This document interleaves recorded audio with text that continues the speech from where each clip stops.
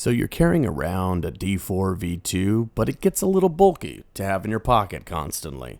So you say, no problem, I'll just put a little 18350 tube on it. But after a spell, even that's too big. So what's left? The Folomov EDC, the tiniest light I've ever reviewed. Welcome back to Shul Lights. Today we're looking at the Folomov EDC flashlight. Let's first take a look at what's in the box here. And you know, before I even open it, I want to point out, this is a tiny light. How tiny? Well, if you take something like a D4 V2 here, the box itself is smaller than the D4 V2 flashlight. It's pretty tiny. All right, let's take a look at what's in the box. Inside the box, you got the usual fare, which is a manual, spare O-rings, and a cable to charge the light. This flashlight comes with a rechargeable battery. So inside it, you've got one of their cells that has a little micro USB port on the side, and there's a little charging indicator right there on the battery. Now, the manual states, let's take a look at it real quickly, that it's 525 lumens. We'll see if that's correct.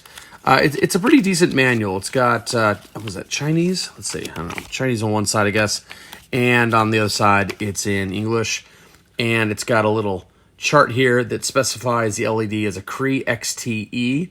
I haven't used a Cree XTE before. This will be first for me.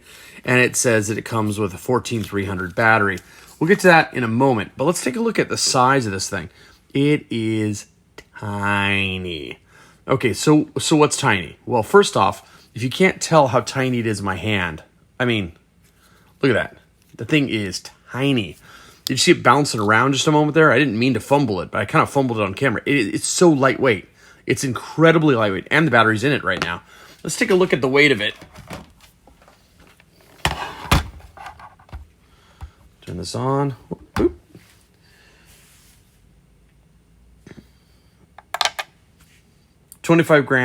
Nope, 24 grams with the battery. Insanity. For comparison, here is a, let me zero this out. Okay. For comparison, here's a D4 V2 with the 18650 inside, and it's aluminum, and you got 123. So you shave off 100 grams on this light. Now, let's take a look at lights that would be kind of comparable sizes. I'll leave the D4 here just because people kind of know how big a D4 is. But here is a Convoy T2.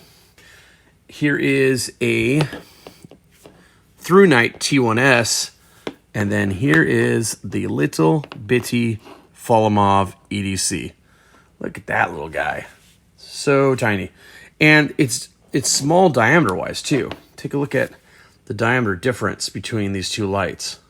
It's pretty incredible. So I like these four lights I chose for a comparison because, again, this is a ubiquitous light. Most people know how big this is.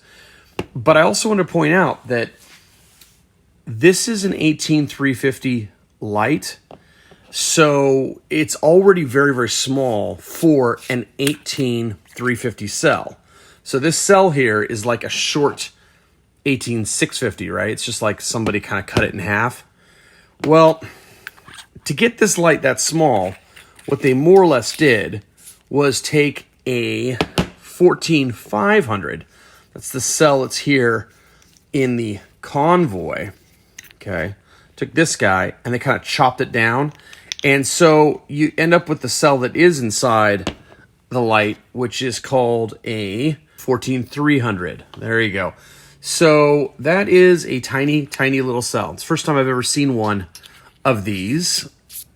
The other small cell I'd ever seen before this was the one in the GT Nano. That's a little tiny guy. It's just light. It's just light and tiny. And I mean, all I can say about this is if you want something small that disappears in your pocket, you don't even know it's there, I mean, this is the one then. This is so tiny. So let's take a look at the ergonomics on this guy. Very tiny, has a press-on clip here that can be removed with a lot of force. I wouldn't take it off personally because, I mean, I'm going to probably put a lanyard on it or at least use the clip to keep it in my pocket so it doesn't bounce out. It's got one button on the side here, which is raised a little bit, but I wouldn't say it protrudes. When I'm holding it, it's pretty evident without looking at it that the button is opposite the clip. I like that. And if you look at where the clip is set on this thing, it's always going to be button opposite the clip. So that's kind of a key point. Head or tails, let's see here. I mean, in the dark, I'd be able to figure it out just because, well, the optic here is rough feeling and the cap is smooth. The machining feels good. It's definitely aluminum with anodization. There's a nice little orange O-ring there. And the clip in the cap looks nice and beefy. And the battery slides out pretty well. And there's not much more to say about it than that. Let's take a look at the UI. You click it once and it turns on. And then there is a low, medium, high, and turbo. And so when it's on, you just tap it and it goes to a higher mode. So now we're at low. Low's coded as 10 lumens. We got a medium, which just says 50 lumens. High, which the manual says 150, and you click one more time and you get turbo, which they claim is about 525 lumens, which they also say it'll run for an hour like that. So that's interesting. Now, if you press and hold, it turns off. And if you want to get to moonlight, you press and hold from off. So press and hold, and then that would be, they claim, 1 lumen. So let's take a look on the lumen tube and see if this is correct. All right, let's see what the actual lumens I can rate out the front are. We'll start on the low here. I'm getting 6 lumens. Let's go up a notch to medium. I'm getting 35 lumens. Let's go to high. Getting about 90-ish lumens. And let's go to turbo. I'm getting about 335 lumens, something like that. So this is definitely less than they quote. And if I press and hold, let's see what I get here. See, I'm getting 2 lumens on moonlight. And you can see that it's not my video lights. It's definitely the light itself. So that's a little different than they've quoted. As I said, they quoted 1 lumen and we got double that. But again, these are homemade lumen tubes, so let's take that with a grain of salt, but it is good to get some independent testing on that. Another thing that's good to note about this light is it has low voltage protection, and it's baked right into the driver. It's not tripped by the battery. The battery might have low voltage protection too, but I didn't test it. I hooked the driver up to a bench power supply. I kept turning the power down, and it cut off at 2.6 volts. Let's take a look at the CCT and tint of this light.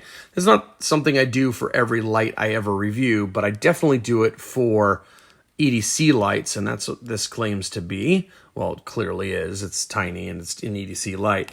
Let's go ahead and get a rating here, and we're reading a very cool 6400K on turbo, but rosy, about 70 points under the Delta UV there. So that was on turbo. Let's see if we can do it on low. Let's see what we get. Low is about 6,000, but still rosy. So from turbo to low, we get a very rosy but very cool light. And when we're looking at the CRI here, we can see it is indeed a very low CRI emitter. So there you go. 70. Well, I wouldn't say very. Maybe that's overstated. 73 is low, but not very low. I've seen 50. I've seen very low. And also the R9 value here, which is 2.0, that may not look great, but a lot of low CRI lights have negative on the R9. So this is actually doing pretty good for a low CRI emitter. All right, this is a little EDC light. So let's take a look at its beam shot compared to some other lights that we might know, like the Through Night T1S and D4V2 with some Samsung emitters in it. So let's start with the D4V2 with the Samsung. So here is, Samsung LH351D. You can see that it's nice and floody there. This is using the 10621 optics, but I got some DC fix over it. So it's pretty floody, pretty good. All right, now let's take a look at the ThruNite T1S, which uses a TAR optic, and you can see that its beam, well, there we go, its beam's pretty concentrated. It's kind of throwy for its size, to be honest. I kind of like that about it, it's throwy. Not good for all situations. And lastly, let's look at the Folomov.